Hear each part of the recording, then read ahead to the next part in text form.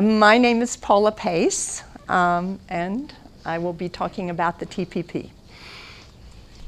My name is Don Butterfield, and I'm going to talk about rigged trade as opposed to free trade. And I'm Sue Peters, and I'm going to be talking about the effect of our current banking system in this country on corporations, globalization, the free trade treaty, the effect that the banking system and our monetary system has on corporations and these issues. So I've actually been aware of trade treaties back from before NAFTA. I've been involved, and really the devastating effect on workers. I've been part of an organization called Local Futures, where the head of the organization, Helena Norberg Hodge, has been talking about corporations and globalization and tying it into the trade treaties. What I only recently became aware of, and maybe all of you have known this for a long time, was what I consider to be the absolutely startling fact that corporations under these trade treaties can sue sovereign governments, and the absolute power of corporations to shape and to benefit from these trade treaties. And what I've seen is that people I've spoken to about the TPP don't seem to know anything about it, even though on the upside, Elizabeth Warren has absolutely put it onto the front page, and yet people don't seem to know what it's about. I actually understand that, because I think it took me a while to really take it in, even though I was part of an organization where they were talking about it. It's terrifying. It's overwhelming. We can feel totally hopeless about our ability to do anything about it. And it's also abstract. It's very complicated. Last week I heard a journalist on NPR saying, I can't talk about the trade treaties because I'm not a trade expert. So now it's been relegated to the experts. And the proponents of the trade treaty have managed to couch it as a for and against free trade, when in fact it's not. It's not for two reasons. I mean, it's not about free trade, so that if you oppose the treaty, it doesn't mean you are anti-free trade. In fact, there are people who do support free trade who don't support the treaty. Paul Krugman is an example. So I have been thinking about how do we talk about this issue to really reach people who are disconnected from it, and don't really connect because of that abstract aspect of it. And that in coming on to this panel, that was my idea, was to how do we bring this down so people can really get it and feel it. And I think of all of us as messengers out from here to talk about it, because this is the time where there's a possibility of stopping it. As you probably know, Fast Track, which is the mechanism for getting it past Congress, has been upheld in the Senate, but has not yet been voted on in the House.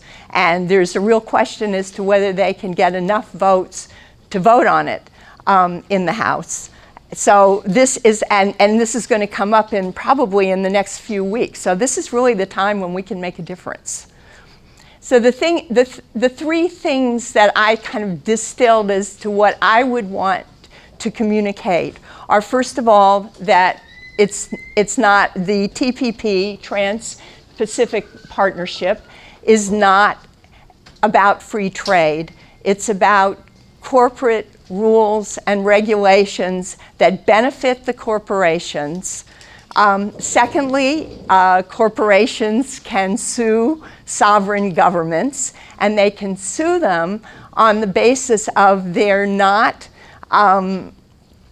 on the basis of expected future profits being having a loss in expected future profits. That's a basis that they can, in fact, attack all of our domestic laws. And what that means is that corporation profits trump our domestic laws. So our laws that protect the environment, our laws that protect labor, our laws of health and safety are all potentially up for grabs because of the corporate ability to sue for not having sufficient profits in the future. And these are future profits. And thirdly, and this is really important, that we can do something about it.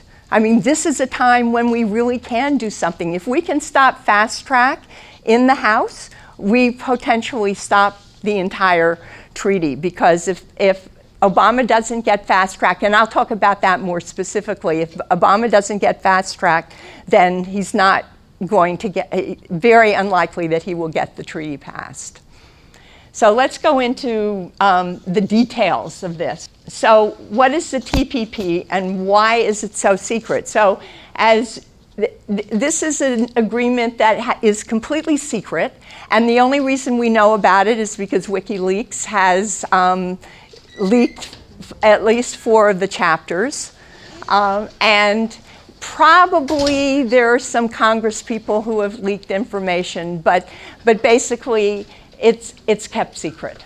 The Trans-Pacific Partnership, called the Free Trade Agreement, and I keep thinking of it as so-called free trade because it's much more than that, is purportedly to regulate trade relations among the US and 11 other Pacific Rim countries.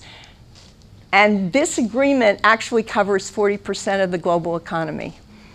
So they say it's a trade agreement, but it's way more. There are 29 chapters, and only 5 of them are on trade. And as I said earlier, it's an agreement really to promote corporate power. So some of the other areas, which I'm not going to specifically go into, covered are intellectual property, copyright and patents, environmental policy, financial services, procurement, investment. I'm going to talk a lot about the investment chapter because that's the key, and that's the mechanism where corporations can actually sue governments. Internet access, medications, labor rights, banking regulations, farm policy. So there's a huge number of areas that are covered by the trade agreement that aren't really about trade. They're really about all these regulations, and they are all couched in favor of the corporations. In terms of I just want to mention, in terms of the intellectual property, they're giving patents to Big Pharma. They've actually extended their patents, so created more of a monopoly, and really what that's doing is wiping out generic drugs. So as I said, the TPP is negotiated in secret by the US Trade Representative, which is part of the Office of the President. The US Trade Representative is Michael Froman, and he is actually from Citibank. So we know presumably what his interests are. And he is assisted by about 500 mostly corporate lobbyists who act as advisors, and they get security clearance, and they're allowed to see the text of the agreement. So even though this is completely secret, all these corporate advisors have access to the agreement, which means that they are in a position to control what goes into the agreement. Some members of Congress have viewed the text, but they have to go into a secure room, leave their cell phones out, and they are not allowed to take notes, and they're not allowed to communicate what they've seen. So before Congress passed the North Atlantic Free Trade Agreement in 1994, trade agreements were really only focusing on tariffs and quotas. I mean, they were in fact trade agreements. Starting with NAFTA and the so-called free trade agreements, they've now covered all these other areas that we mentioned before: internet access, intellectual property, environment. Oh, and I wanted to mention in the environmental chapter, because that's another one that was leaked by WikiLeaks. Public Citizen, Laurie Wallach at Public Citizen, has spoken about that, and it basically doesn't have any teeth. It doesn't have any enforcement ability. So even if Obama says we have this great new policy, there's no means for enforcing it. It was described by Laurie Wallach as being essentially Bush-era standards, and that is the same with labor. Now, since 1994, there have been these multiple free trade agreements, and most of them have included this clause called ISDS, the Investor State Dispute Settlement Provision. And that is a provision that basically elevates corporations to the status of a state. It allows foreign corporations to sue sovereign governments and win huge monetary awards based on, as I said, the loss of expected future profits due to domestic laws that all of our domestic laws are in question. All of our protective legislation is basically in jeopardy.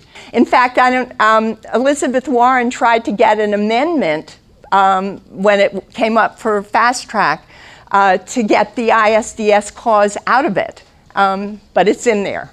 So the known ISDS cases have increased dramatically. In 2014, there were 600 known cases, and I say known because since they're secret, we don't actually know all of the cases that there might be.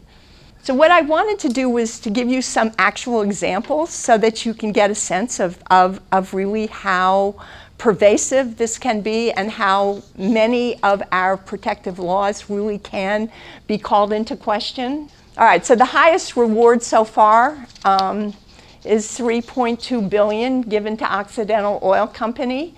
Occidental sued Ecuador over Ecuador's termination of an oil concession contract, even though that termination was apparently legal. And there's little Ecuador having to pay, and when they have to pay, who gets to pay this? The taxpayers do. There's also another case against Ecuador. This one was finished, and that's a case that Chevron brought against Ecuador. And what happened was Chevron, or I think it was formerly Texaco, was polluting the Ecuadorian Amazon and causing huge cancer and other kinds of illness to indigenous populations. And they won in the Ecuadorian court. So then Chevron went to the ISDS and got an injunction against an Ecuadorian court's decision to give Ecuador, I think the amount was $9 billion. And that case is still pending. So under NAFTA, and all these cases took place under other trade agreements. It's just we know about it and from these other situations, and we can apply it to the TPP, because of course TPP hasn't been passed yet. Under NAFTA, Ethel Corporation sought $251 million from Canada because Canada implemented a ban on the import and transport of a toxic gasoline additive, MMT. Canada ended up settling with Ethel, and the terms of it, they paid $13 million, but they also revoked the ban, and they had to advertise that MMT was safe. So nuclear, in 2012, Vattenfall, a Swedish utility operating 2 nuclear plants in Germany, sued the German federal government after Germany decided to shut down their nuclear industry following Fukushima.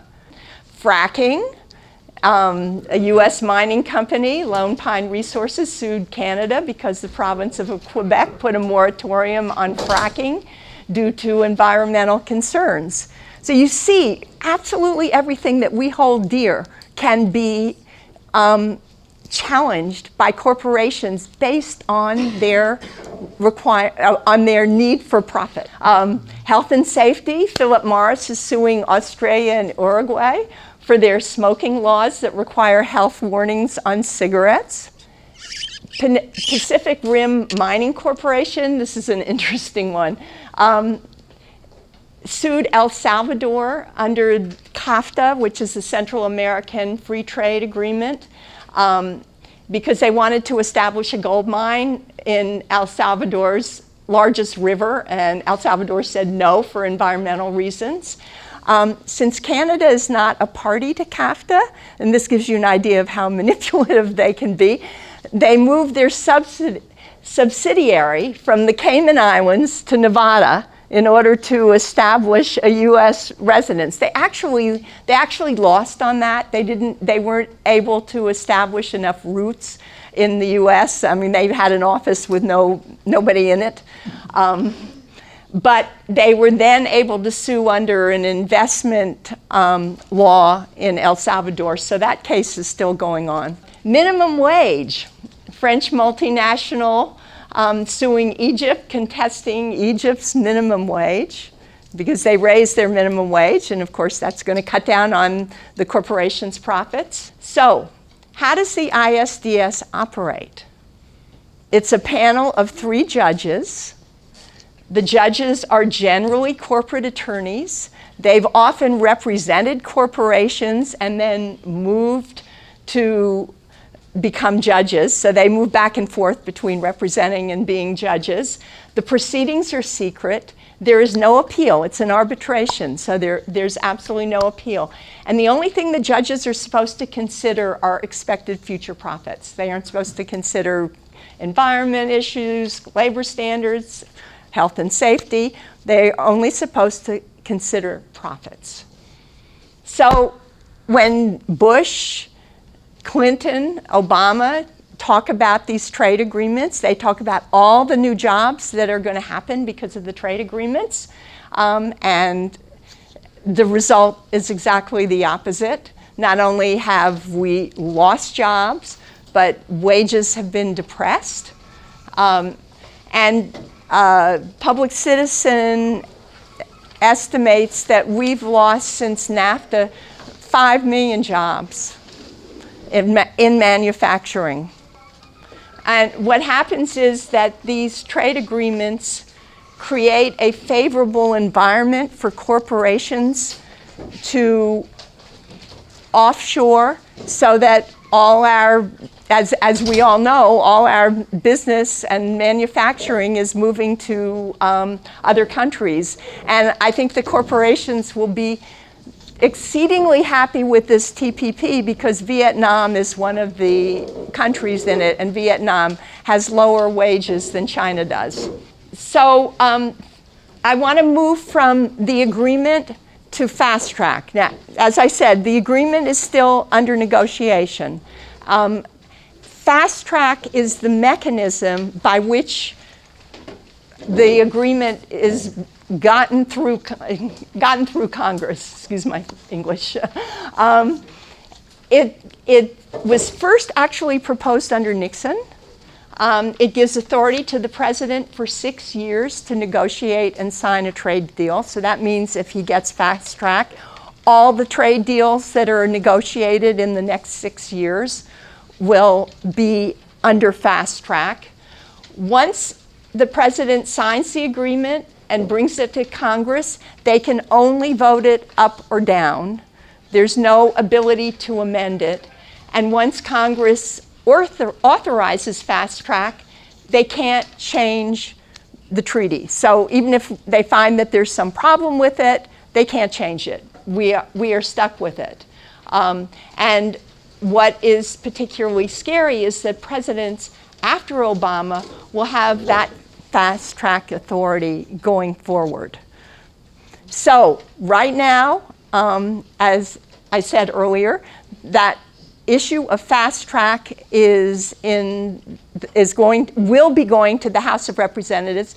if they can get enough votes. I mean, they can only, they're not going to bring it to the floor if they don't have enough votes. So this is the time. I mean, the next 3 weeks, if we stop fast track, it's very unlikely that the agreement will survive, because other negotiating parties certainly don't want Congress meddling with it after they've negotiated an agreement. Furthermore, if it does go to Congress, we know how Congress is functioning, it would be very unlikely for them to get it through and pass it. So welcome everybody. My name is Sue Peters, and I'm going to talk to you about something that is very, very misunderstood by the public and is actually not taught in our colleges and in our high schools. And it's not taught because the people who control the corporations, unfortunately, over the course of the last 100 and some odd years, have slowly started to control what we learn in our schools. So you have to come to places like this to hear it, and even a lot of places like this don't talk about it. But I discovered this because I was working for a bank, and I'm a very curious person, and I was learning all about this and that, and I was involved in things outside. And then one day I saw a documentary, and this is what was on the documentary, the core of this, and I said, no way! I couldn't believe it. And I studied it. I'm the type of person, I just studied. It took me a long time because all of us have no validation for this in our experience in this country growing up, because they don't want us to know it. So you'll see there's a few slides from members of Parliament, because I don't want you to think you can just believe me. They'll be talking about it, and I can have books that will talk about it. Okay? So, and this is important because the monetary system, which is where our money comes from. We all need money. We can't have an economy unless we can buy goods and services, pay our rent, send our kids to college, all that stuff. So there's this thing called money that all of us work for, that we worry about, that we put aside if we're lucky, or we have to pay to the bank for loans, for mortgages, for student loans, whatever. It's there all the time. And I'm going to tell you the truth of how this money came into our society and is functioning, because the functioning affects things like the TPP and the power of those corporations to affect that, to push it through our government. And the last thing before I start I'm going to say is, over the course of the last 300 years, when this system developed, it developed in 1694 in the Bank of England being created as a private bank owned by financiers.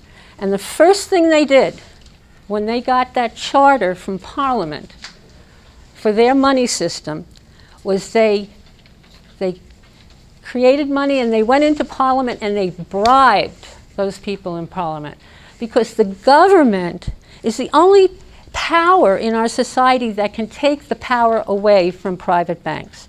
So they turn all of us against the government. Our government, there's a lot bought out, but we need our government. We got to take it back. That's the other thing I just want to say. Okay? So, fossil fuels and our debt-based financial system. Keep the word debt. It's going to show up practically on every slide. Okay? To whom is everyone in debt? I don't know. Anybody here have a mortgage? Mortgages? Yeah. So you're in debt, right? Student loans, you're in debt. Credit cards, you're in debt. We're all in debt. Our government is in debt. Okay, so the first thing I'm going to talk about is public debt. You know how we're all austerity because there's so much debt, right? We don't have money to pay for infrastructure, for education, for health. Our federal public debt, right, is now a total of 102% of our gross national product. So all the exchanges that happen in this country in 1 year, the value of them, that's how much our federal government is in debt. Every country in the world is in debt. If you look at percentage of their gross national product, Canada is more in debt than us, if you look at it that way.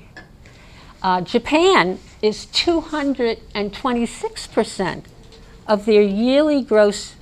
Every country, now think of it, every country in the world has debt.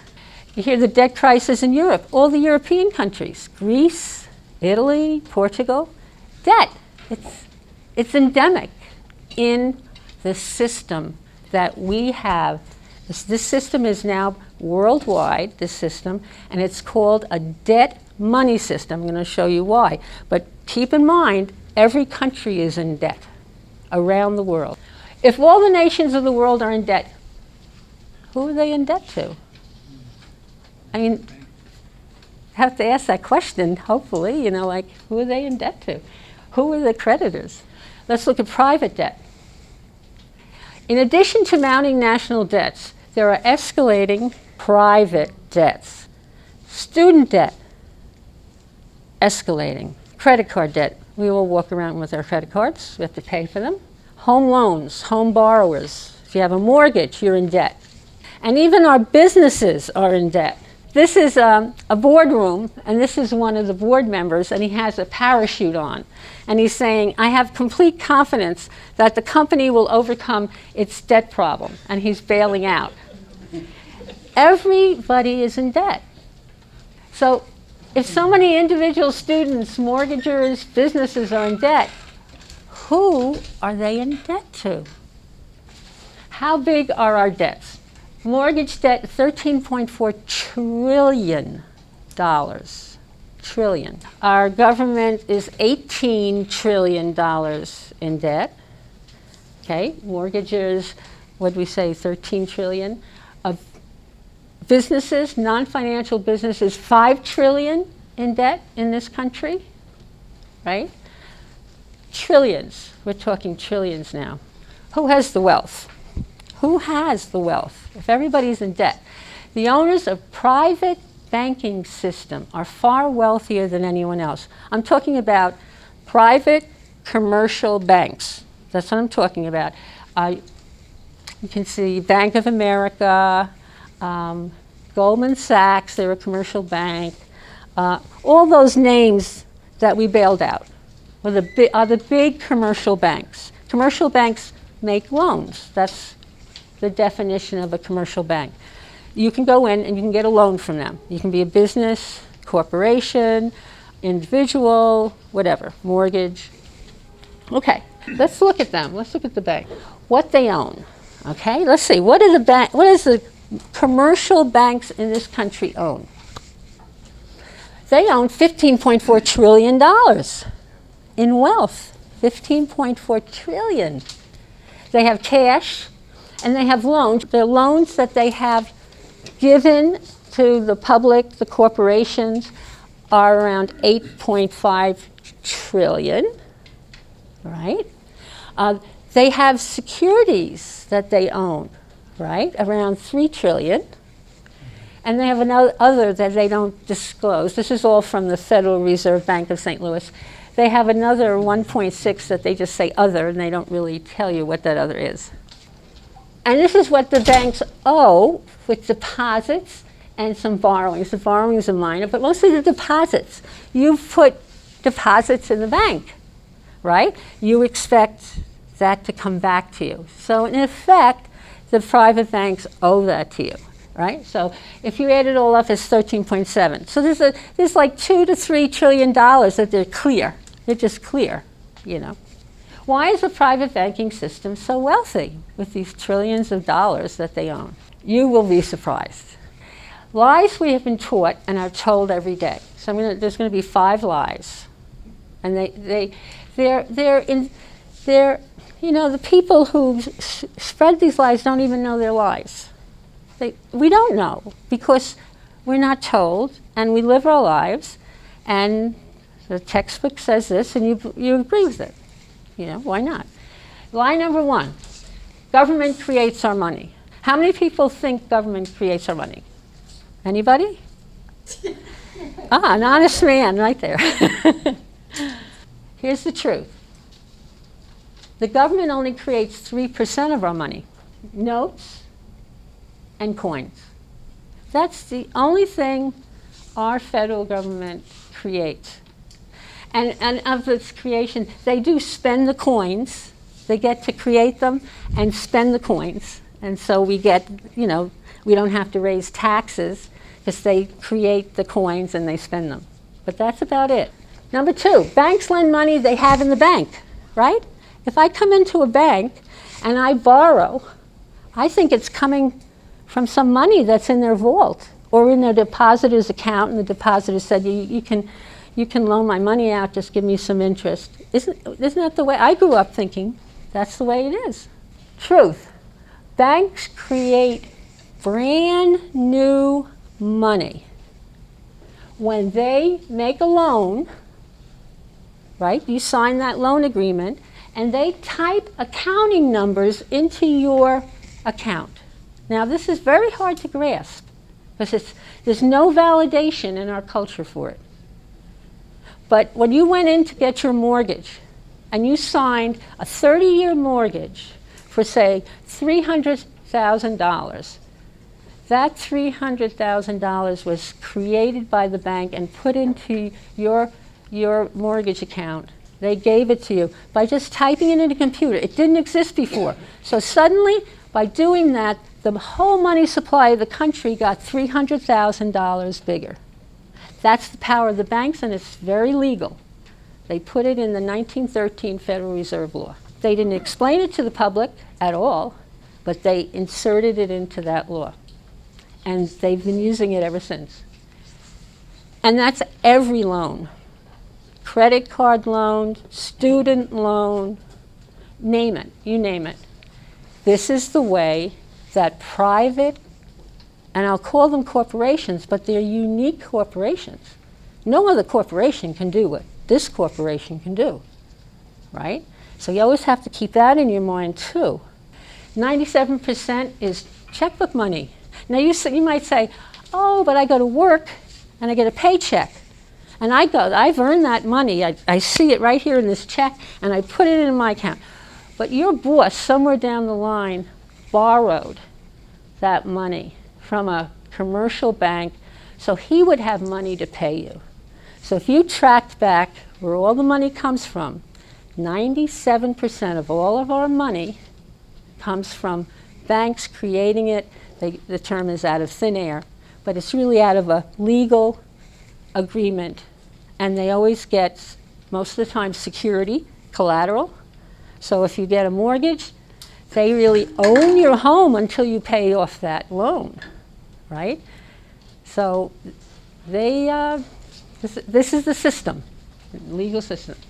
Private commercial banks, this is the lie, like the Bank of America, just like any other corporation.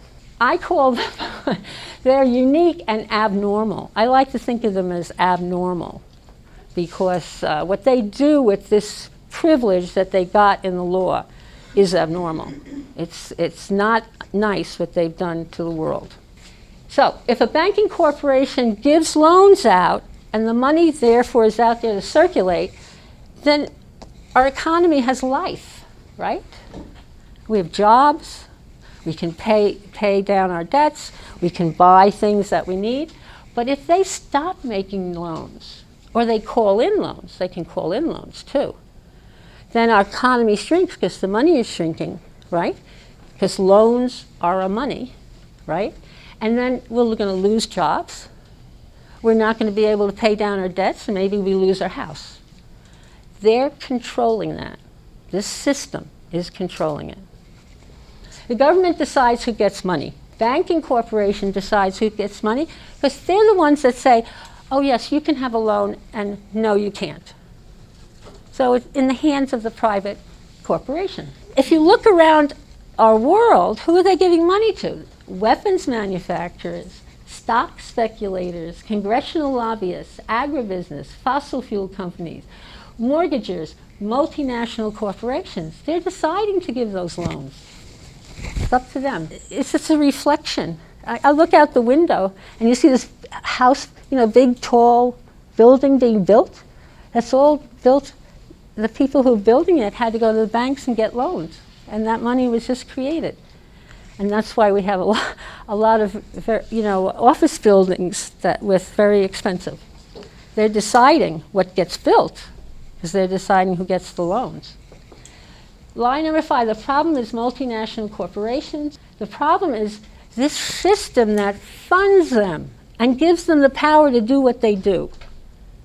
You always have to follow the money. Where is it coming from? The owners of the private debt money system also are on the boards of directors and own shares in the multinational corporations around the world. All those corporations need loans from banks. They need credit lines from banks in order to function. Okay?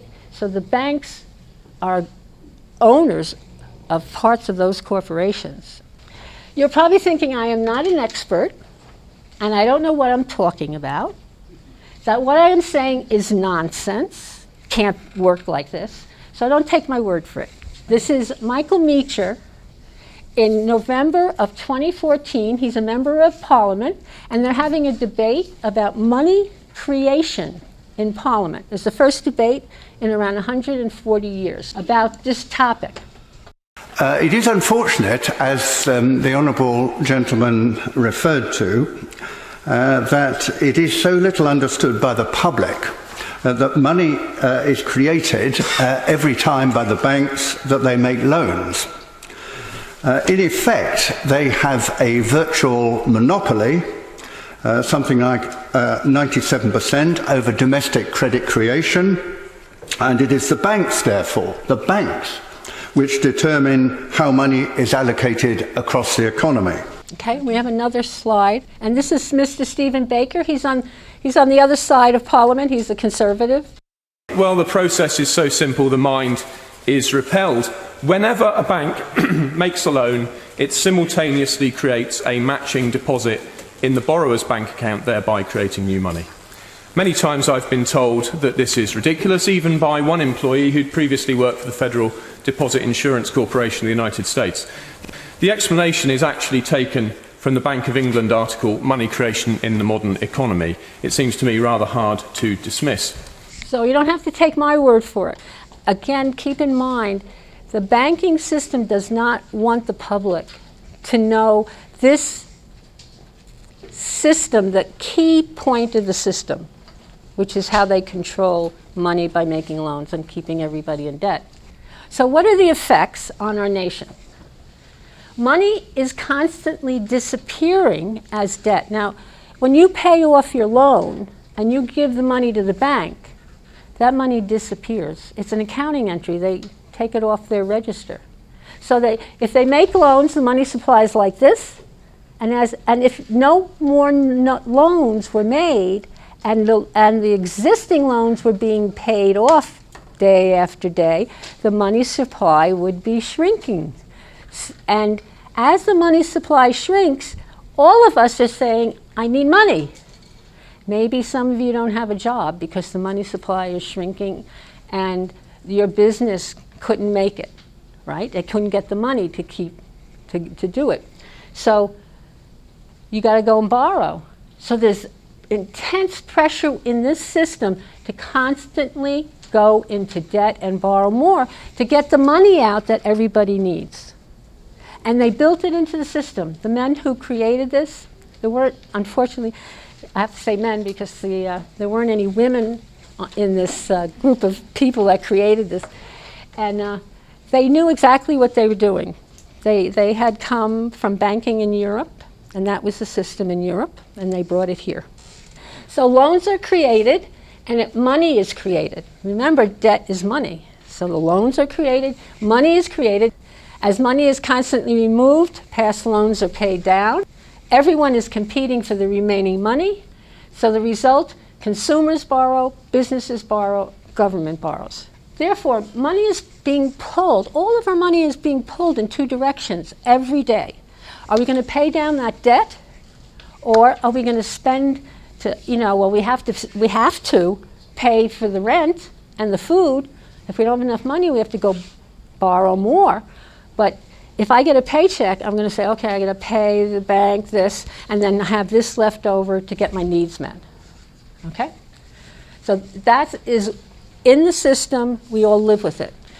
Consumer, because of this, because I get my paycheck and I got to pay debts as well as current living expenses, the consumer has less money. I have less money to buy what I need, my goods and services, right? So here's the cat. I did the math. We can't afford the dog, right? The wife turns to the husband. We can't afford it, right? Everybody's disposable income is down because of all this debt, right? Here's a businessman. He's trying to sell his goods and services, right? But he's in debt. So what does a businessman do? He's got to raise his prices, right? Because he's got to pay the debt out of his profits as well as pay, his ongoing needs.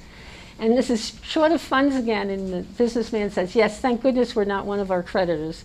And because of that, prices go up, okay? And this is built into the system, right? Because of all this debt on the business and on the consumer. So consumers must borrow to buy. There's a lot of offers, come in and you can have that car and we'll finance it, right?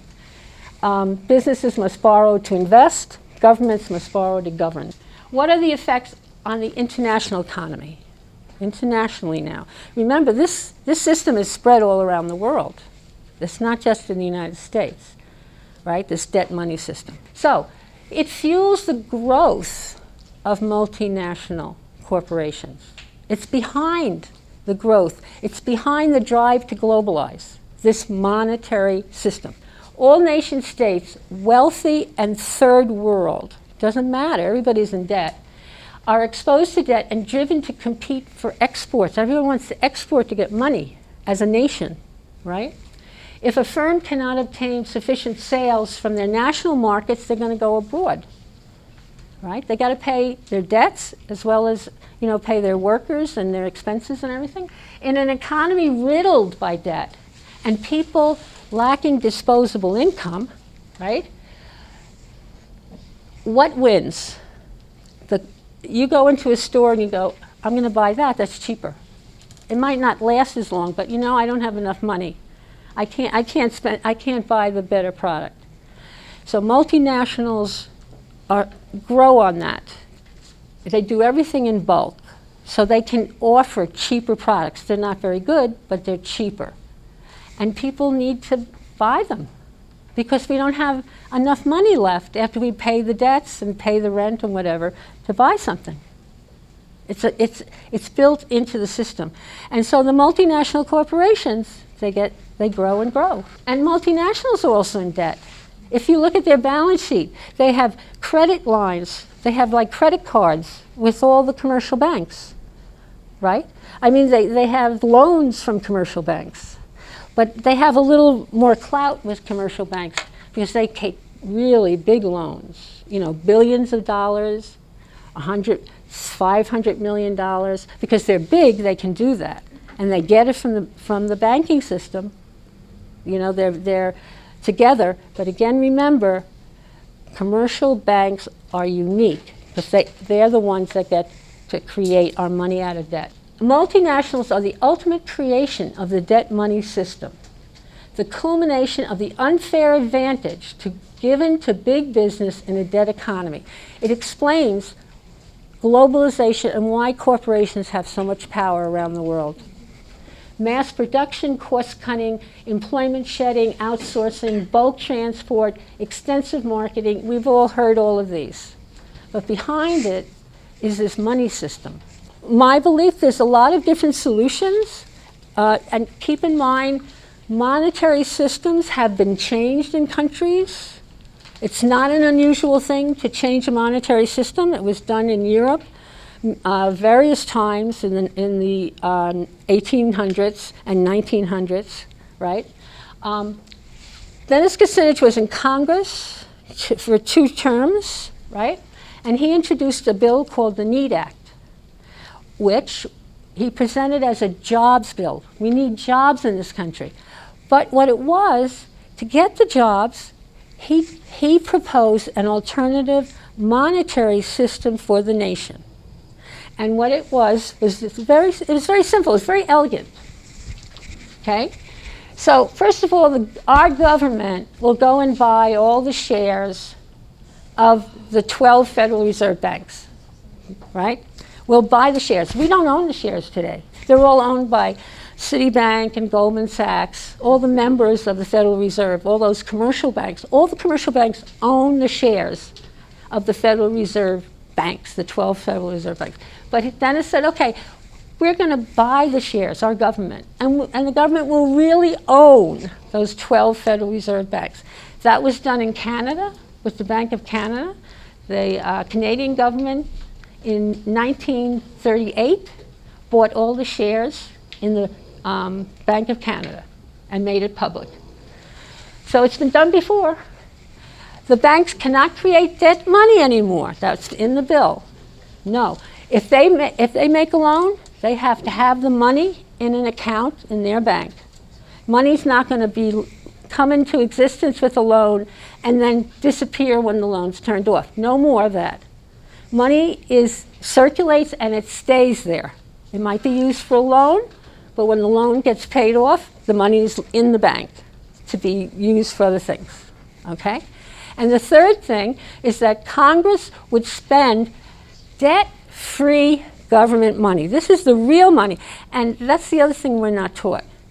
Our American history has so many wonderful experiences where our government created money that circulated free of debt, just circulated for people to use in their lives.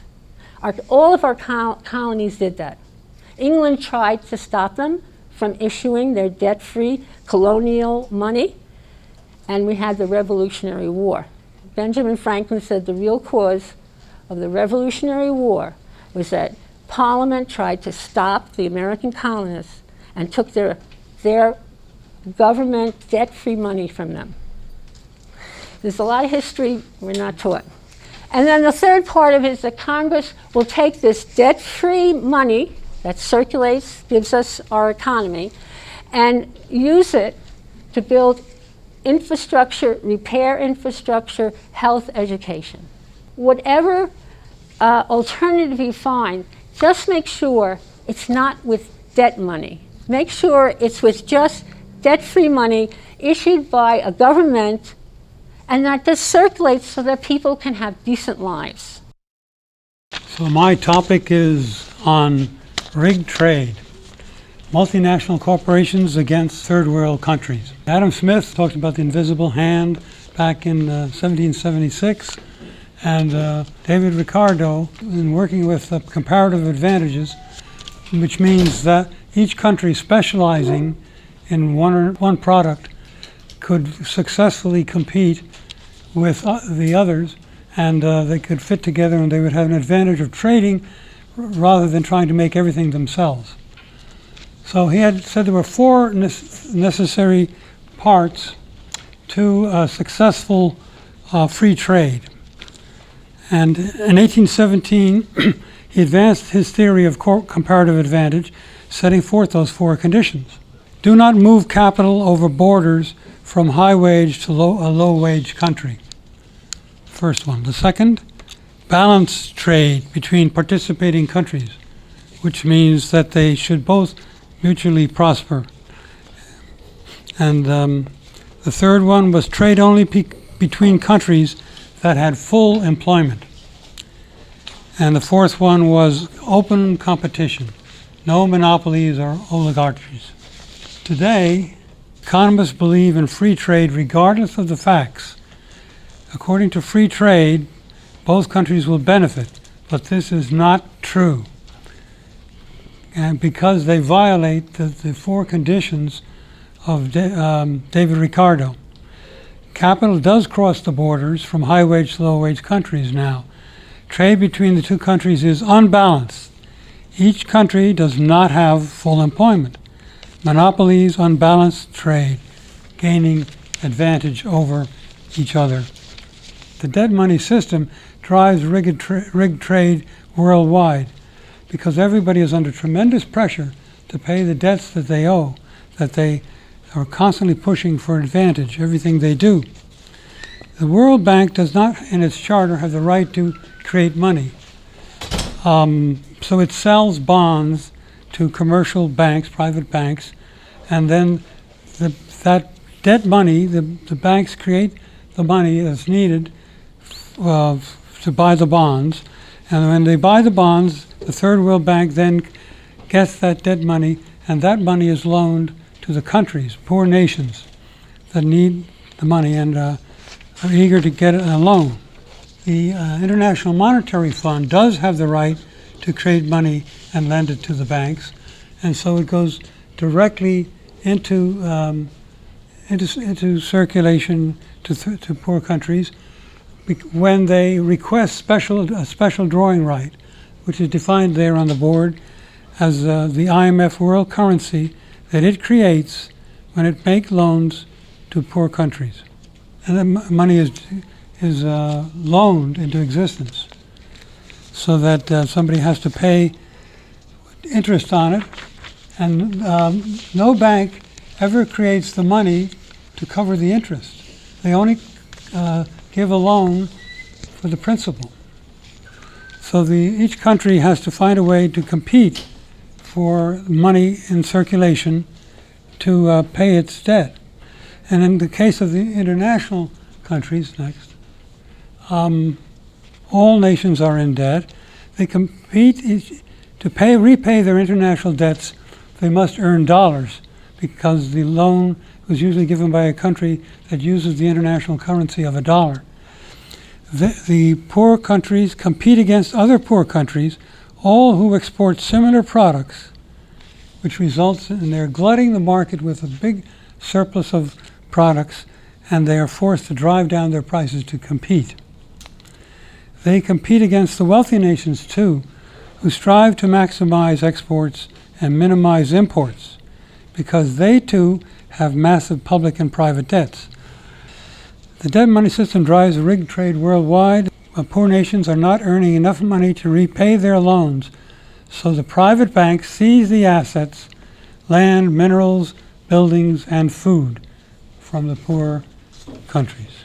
None of the necessary conditions for free trade to produce mutual benefits apply anywhere in today's world. Instead, all nations try to pursue an imbalance of trade where they profit the most. Multinational corps rig trade to their profit at the expense of third world nations while calling it free trade. This free trade sham has been accepted and promoted by powerful financial and legal world agencies. The World Bank, the IMF, GATT, the World Trade Organization, the Organizations for Economic Cooperation and Development, and the UN and governments of the strongest nations support all these multinational corporations and support the wealthy countries against the poorer countries in their trade relations. They set all the standards and all the rules of international trade.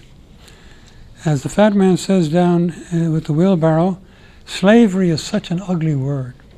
We prefer the term free trade.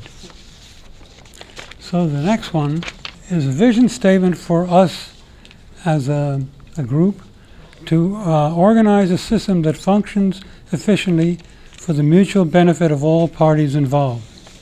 This is the only, or the basis of a solution to the trade problem. The objective of this is to remove the pressure of the ubiquitous debt distorting all our activities. In the photograph, we see a small girl sold into slavery to pay debts. She's laboring under the hot sun, forming bricks in South Asia. For a fair, free trade, we need a strategy to find a solution to our debt-based financial system. Second, we need a solution to aggressive exporting from our own developed economy. Third, we should end illegitimate debts of developing nations. 4, give each nation power to set priorities for and monitor its own economy using Ricardo's conditions. 5th strategy is to set a code of conduct for the multinationals, and including the bankers, to counterbalance their aggressive actions.